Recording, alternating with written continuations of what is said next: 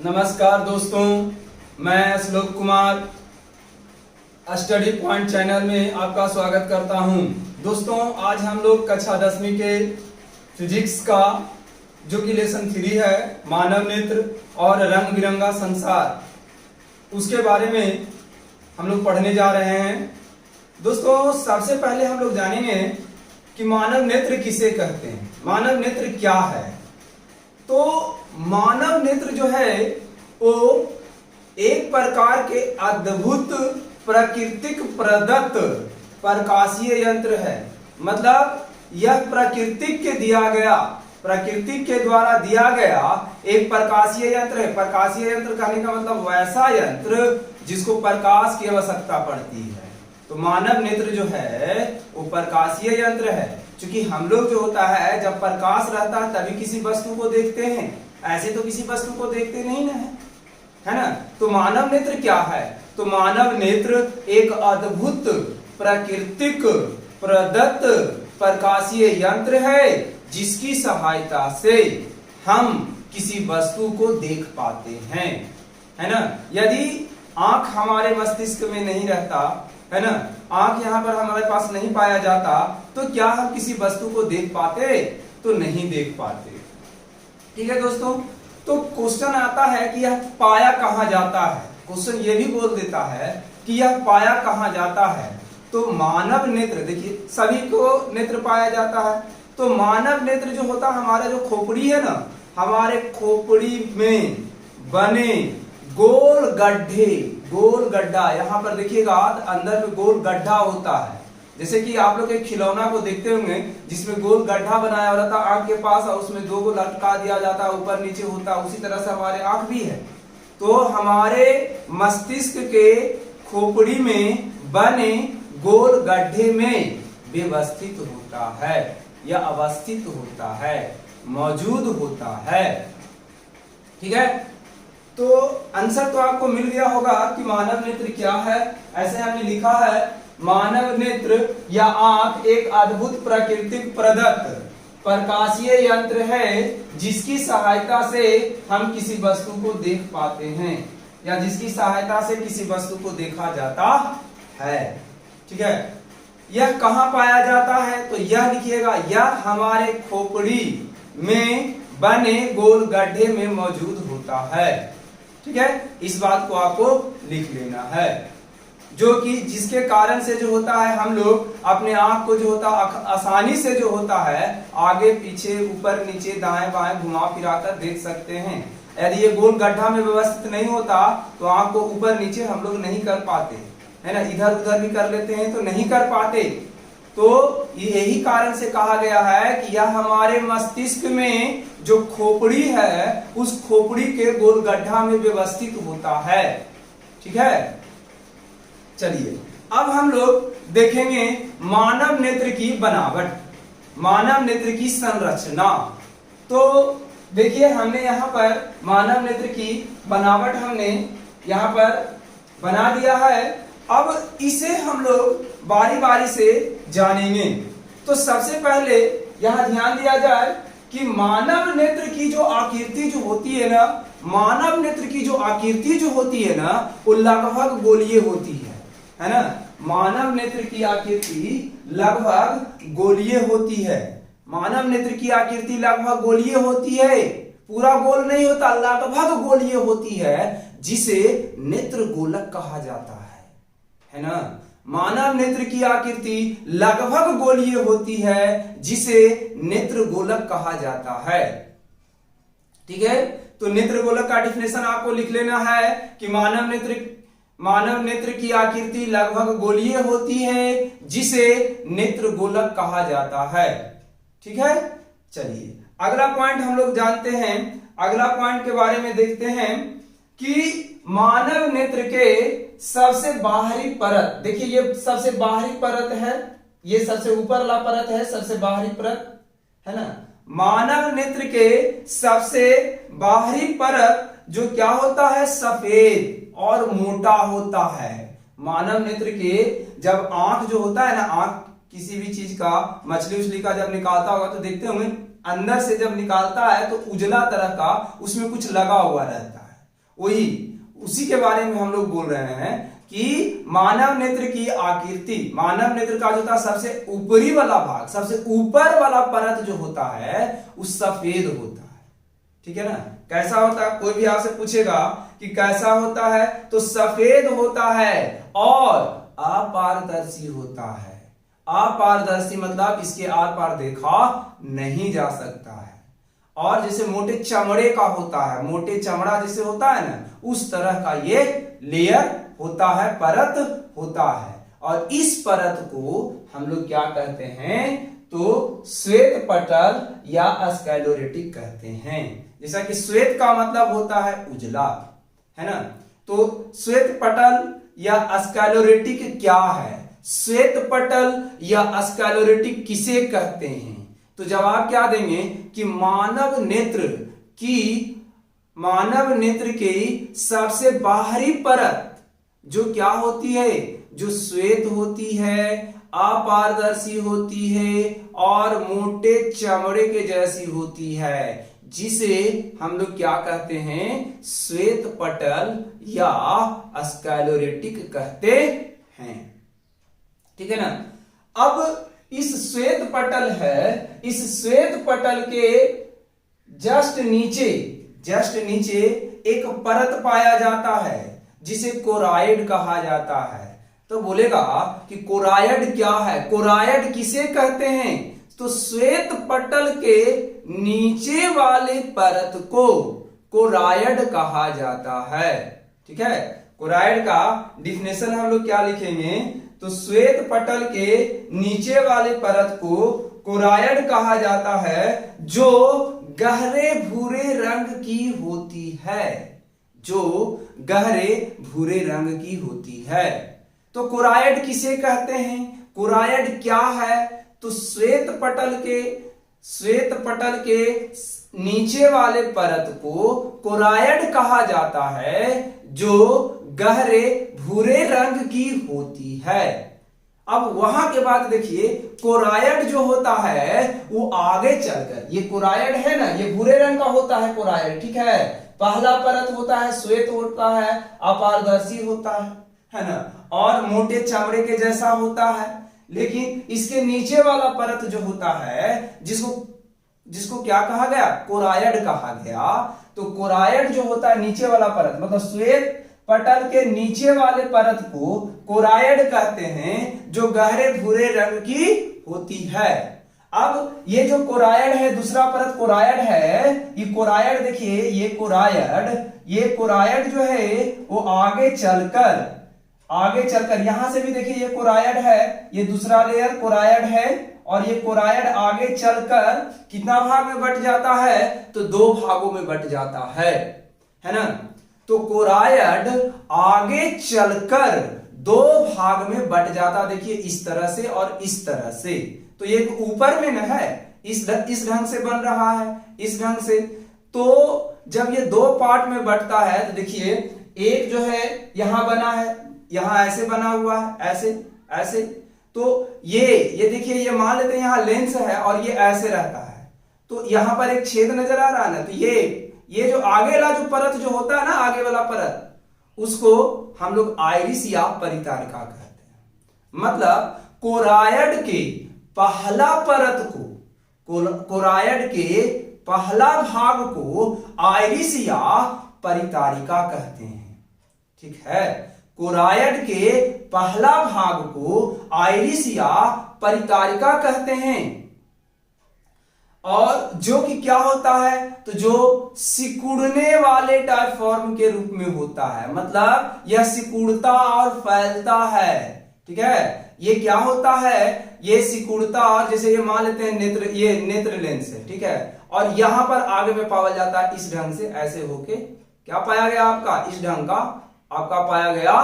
तो ये आइरिस या परितारिका यही सिकुड़ता और फैलता है। यहां लेंस है और आगेला सिकुड़ेगा, ठीक है, और फैलेगा, है ना। तो नेत्र लेंस के जो होता है नेत्र लेंस नहीं, मतलब कोराइड का सबसे पहला भाग जो आइरिस या परितारिका कहलाता है, यह सिकुड़ने वाले, सिकुड़ने या फैलने वाले डायफ्राम के रूप में होती है। यह सिकुड़ती भी है और फैलती भी है, उस डायफ्राम के रूप में होती है।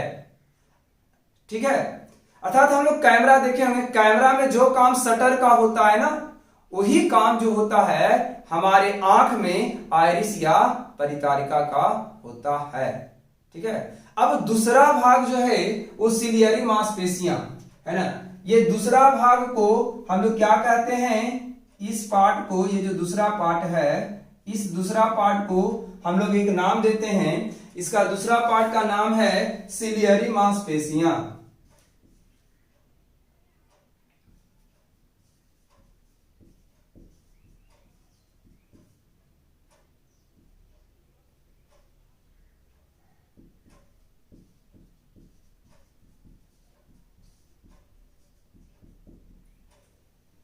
है ना, दूसरा पार्ट को हम लोग क्या कहते हैं, तो दूसरा पार्ट को हम लोग सिलियरी मांसपेशियां कहते हैं। ठीक है,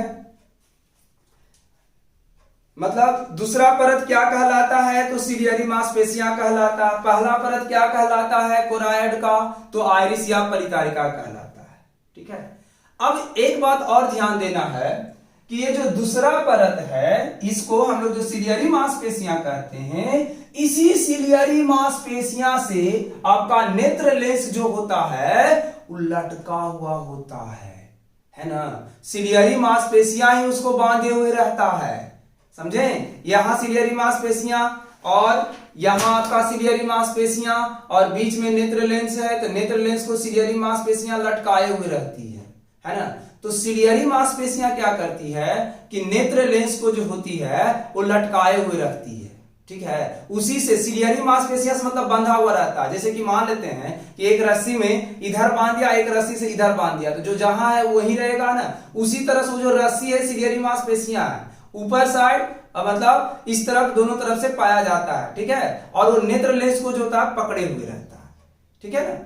अब बताओ, रस्सी को खींचोगे तो नेत्र लेंस क्या होगा, लेंस जो होगा वो ऐसे सिकुड़ेगा ना, और रस्सी को जब फैलाओगे तो ये नेत्र लेंस क्या होगा, फैलेगा, है ना।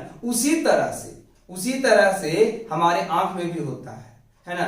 सिलियरी मांसपेशियां के तनाव से, बढ़ने या घटने से क्या क्या होता है उसके बारे में हम लोग जानेंगे। ठीक है बाबू, तब हम लोग सिलियरी मांसपेशियां के बारे में जान गए। सिलियरी मांसपेशियां को क्या करता है, सिलियरी मांसपेशियां जो होता है नेत्र लेंस को जो होता है लटकाए हुए रहता है। अब आपसे एक सवाल पूछ दिया जाता है कि नेत्र लेंस जो होता है वो बना क्या चीज का होता है। ठीक है ना, नेत्र लेंस जो होता है वो क्या चीज का बना होता है, तो जिलेटिन जैसे पारदर्शक, जिलेटिन जैसे पारदर्शक और मुलायम पदार्थ का बना होता है। नेत्र लेंस जिलेटिन जैसे पारदर्शक और मुलायम पदार्थ का बना होता है ना। अब कोई पूछेगा नेत्र लेंस क्या है, नेत्र लेंस किसे कहते हैं? तो नेत्र लेंस जो होता है वो क्या होता है बाबू, तो हमारे आंख में कौन सा लेंस पाया जाता है, सबसे पहले ये क्वेश्चन पूछा जाएगा। तो हमारे आंख में जो होता है उत्तल लेंस पाया जाता है। नेत्र लेंस जो होता है क्या चीज का बनल होता है, कौन से चीज का ये बनाया जाता है, तो नेत्र लेंस जो होता है जिलेटिन जैसे पारदर्शक और मुलायम पदार्थ का बना होता है ना। जिलेटिन जैसे पारदर्शक और मुलायम पदार्थ का बना होता है। ठीक है, जिसको क्या करता है, जिसको कौन लटका कर रखता है, तो सिलियरी मांसपेशियां जो होता है उसको लटका कर रखता है। सवाल यहां पर उठता है हमारे आंख में कौन सा लेंस पाया जाता है, तो उत्तल लेंस। उत्तल लेंस मतलब इसे हम लोग नेत्र लेंस या स्फटिक लेंस भी कहते हैं, है ना। और ये जो नेत्र लेंस जो होता है ना वो क्या चीज का बना होता है, तो जिलेटिन का बना होता है। तो जिलेटिन क्या है, तो पारदर्शिक और मुलायम पदार्थ है। जिलेटिन क्या है, तो जिलेटिन पारदर्शिक और मुलायम पदार्थ है। ठीक है, चलिए यहां तक तो क्लियर हो गया है। मतलब हम लोग श्वेत पटल, कोरायड, कोरायड आगे चल के दो भाग, आइरिस या परितारिका, दूसरा भाग को हम लोग क्या कहते हैं, सिलियरी मांसपेशियां। आइरिस या परितारिका जो होता है सिकुड़ने वाले डायफ्राम के रूप में होता है ना। सिकुड़ने वाले डायफ्राम के रूप में होता है, और सिलियरी मांसपेशियां जो होता है नेत्र लेंस को जो होता है क्या करता है, पकड़े हुए रहता है ना। नेत्र लेंस क्या चीज का बना होता है, तो जिलेटिन जैसे मुलायम पदार्थ का बना होता है, या क्या होता है, पारदर्शक भी होता है और मुलायम होता है। जिलेटिन जो होता है पारदर्शक और मुलायम पदार्थ है ना। चलिए यहां तक तो हो गया। अब देखिए हमारे आंख का जो अगला भाग जो होता है, आंख का सबसे आगे वाला पार्ट जिससे ये ढका हुआ है, ये ऊपर वाला स्किन जिसको ढक लेता है, तो ये अगला वाला पार्ट पर यदि आप हाथ फेरोगे तो देखोगे कि ये उभरा हुआ है, चमड़ा पर नहीं, अंदर वाले पार्ट में, है ना। जिसमें जैसे कि कोई हमको कीड़ा मकोड़ा आंख पर पड़ गया तो क्या करते हैं ना कि ऊपर वाला पार्ट को हटाते हैं और इसके अंदर वाला जो पार्ट है उस पर हम लोग रुमाल से या कोई भी चीज से उस कीड़े को निकालने की कोशिश करते हैं। तो उस जिस पार्ट पर आप अपने हाथ को फेर रहे हो उस पार्ट को, वो पार्ट जो होता है आपका कॉर्निया कहलाता है ना। तो आंख का अगला भाग है ना, जो क्या होता है, तो पारदर्शी होता है, जिसके आर पार देखा जा सकता है। उस अगला भाग को ही हम लोग कॉर्निया कहते हैं, है ना। तो कॉर्निया क्या है, तो आंख का जो अगला भाग होता है उस अगला भाग को हम लोग कॉर्निया कहते हैं, जो क्या होता है, तो पारदर्शी होता है। मतलब हमारा जो आंख है, इस आंख का अगला भाग देखिए ऐसे उभरा हुआ रहता है, इसे कॉर्निया कहते हैं, और यह पारदर्शी होता है। पारदर्शी करने का मतलब कि इसके आर पार देखा जा सकता है। इसीलिए ना अंदर वाले पार्ट को भी हम, आंख के अंदर वाले पार्ट जो है उसको भी देख पाते हैं। कैसे देखते हैं उसके बारे में भी हम लोग अभी समझेंगे। चलिए फिलहाल हम लोग श्वेत पटल और श्वेत पटल और किसके बारे में जान लिए, तो श्वेत पटल और ये कोरायड के बारे में जान लिए। कोरायड के नीचे वाले परत जो बहुत ही सूक्ष्मग्राही परत होती है, जिसे हम लोग क्या कहते हैं, तो जिसे हम लोग रेटिना कहते हैं, या क्या कहते हैं हम लोग, दृष्टि पटल कहते हैं, है ना, या नेत्र गोलक के, ऐसे भी क्वेश्चन कहा जाता है, इसका आंसर दिया जाता है कि नेत्र गोलक के सबसे भीतरी सूक्ष्मग्राही परत को, नेत्र गोलक के सबसे भीतरी सूक्ष्मग्राही परत को क्या कहा जाता है, तो रेटिना कहा जाता है, या इसी का एक और नाम है दृष्टि पटल कहा जाता है ना। तो आपसे सवाल पूछेगा कि दृष्टि पटल क्या है, तो ये नेत्र लेंस के सबसे भीतरी सूक्ष्मग्राही परत को हम लोग क्या कहते हैं, तो हम लोग क्या कहा गया बाबू, तब उसे आपका ये रेटिना कहा गया। और इसी रेटिना पर सबसे भीतरी परत पर, इसी रेटिना पर प्रतिबिंब बनता है आंख के अंदर, इसी रेटिना पर प्रतिबिंब बनता है ना।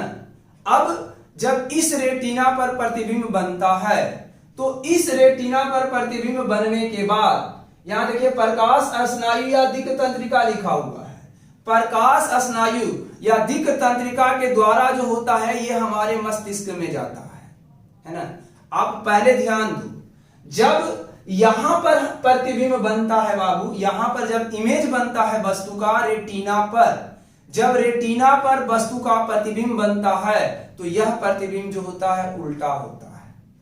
लेकिन हम लोग किसी भी चीज को देखते हैं तो वो कैसा देखते हैं, तो सीधा देखते हैं, लेकिन यह कैसा होता है, तो उल्टा होता है, ठीक है ना।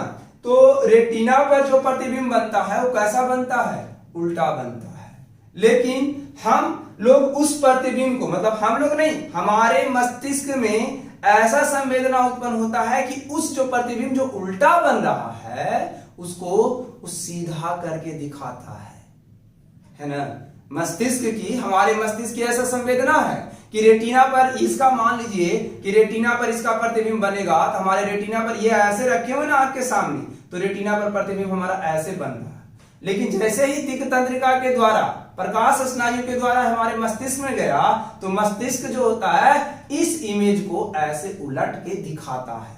इसी कारण से हमें कोई भी वस्तु जो होता है वो सीधा दिखता है। नहीं तो आप तो कहोगे कि मस्तिष्क पर प्रतिबिंब जो बना वो उल्टा बना, फिर भी जो है हमें वस्तु जो होता है वो सीधा दिखाई देता है, ऐसा क्यों? है ना? तो जवाब आपको मिल गया होगा कि ऐसा क्यों होता है, ठीक है ना?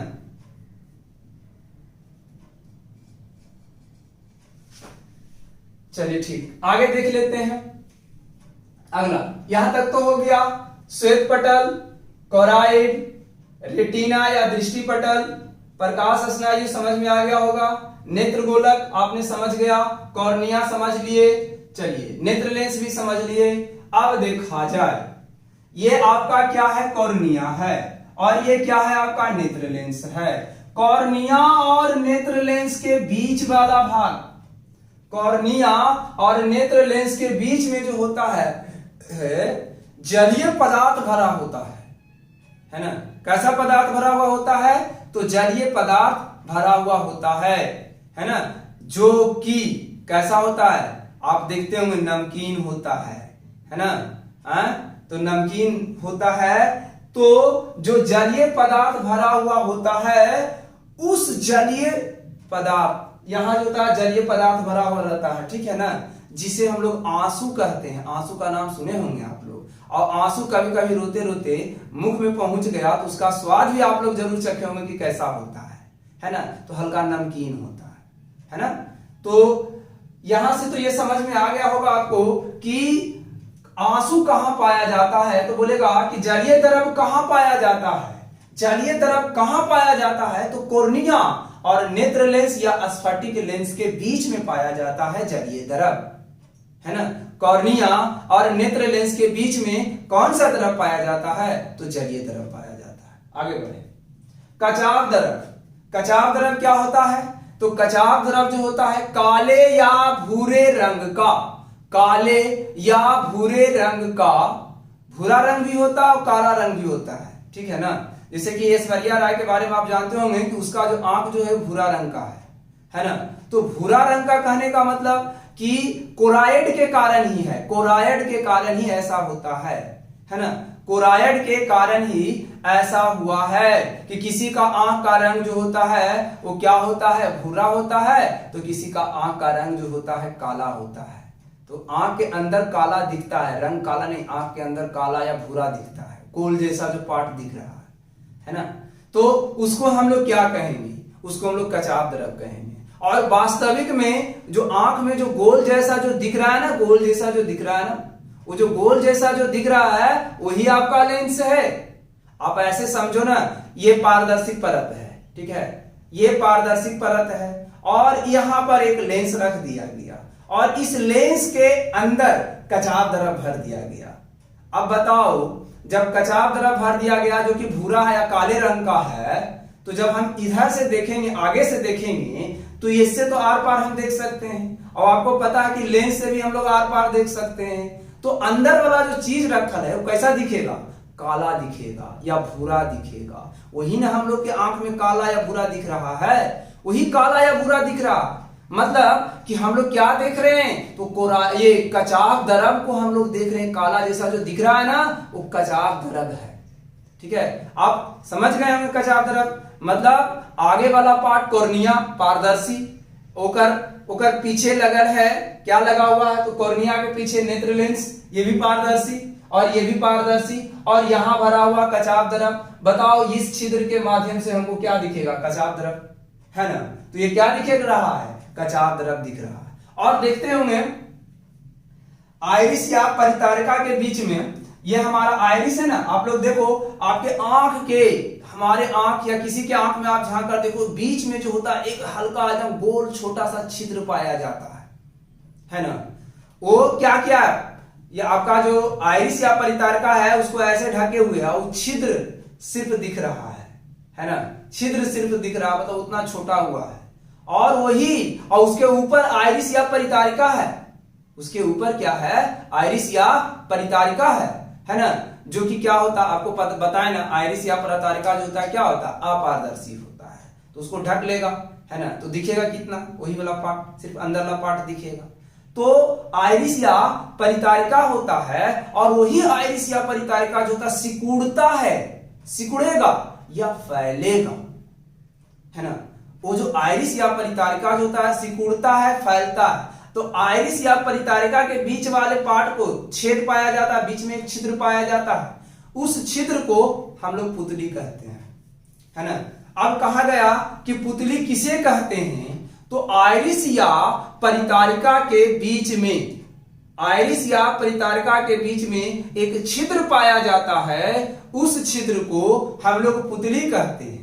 और यह जो पुतली जो होता है, यह जो पुतली जो होता है तेज रोशनी में, जब तेज रोशनी में जाओगे ना तो स्वतः सिकुड़ जाता है।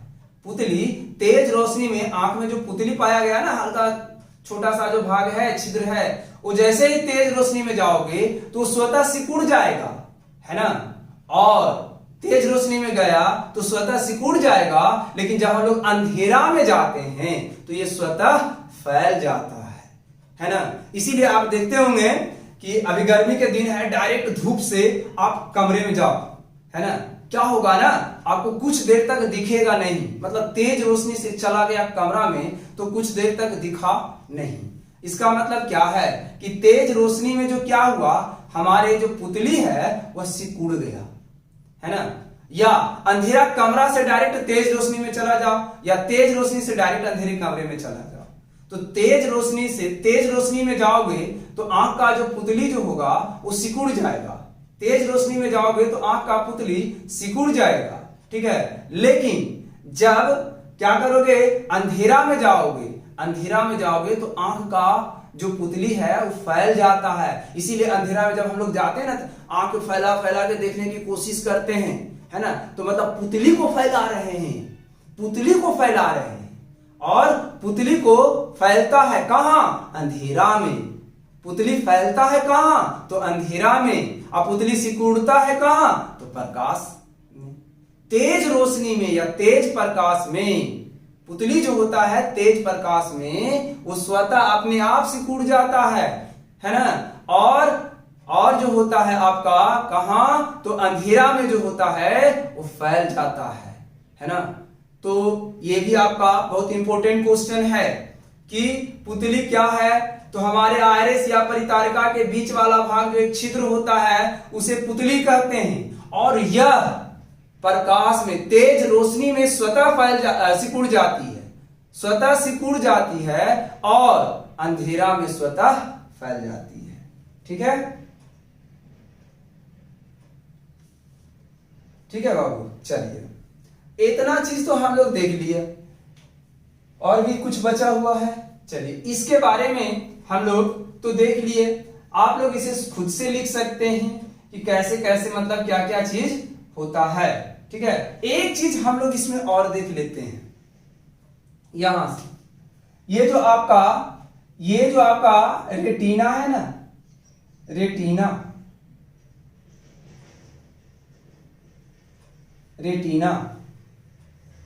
एक आंख में पाया जाता है पीत बिंदु, और एक पाया जाता है अंध बिंदु। आप लोग नाम सुने होंगे पीत बिंदु और अंध बिंदु का। तब पीत बिंदु किसे कहते हैं और अंध बिंदु किसे कहते हैं, है ना। तो देखिए रेटिना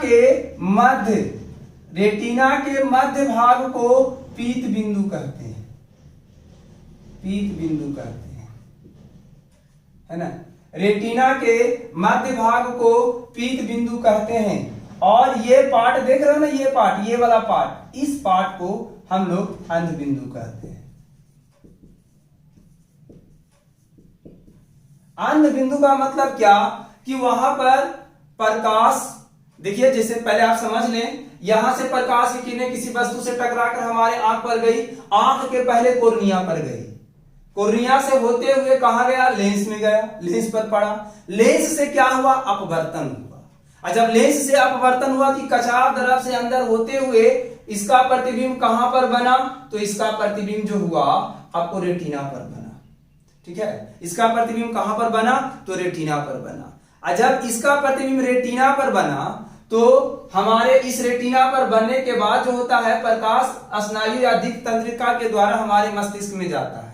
आपको हम बताए हैं कि यहां पर जो प्रतिबिंब जो बनता है वो उल्टा बनता है, ठीक है, उल्टा बनता है ना, और वस्तु मस्तिष्क में उल्टा बनता है और बड़ा बनता है, ठीक है। सॉरी, एक मिनट थोड़ा सा देख लेते हैं।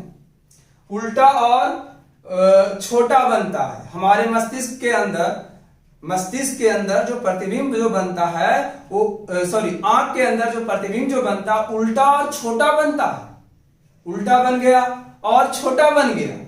लेकिन जैसे ही दिक् तंत्रिका के द्वारा, तो ये दिक् तंत्रिका के द्वारा हमारे मस्तिष्क में गया, तो मस्तिष्क में ऐसा संवेदना होता है कि जो प्रतिबिंब उल्टा बन रहा और छोटा बन रहा है उस प्रतिबिंब को सीधा करके और बड़ा दिखाता है। इसीलिए किसी वस्तु को हम लोग देख पाते हैं सीधा।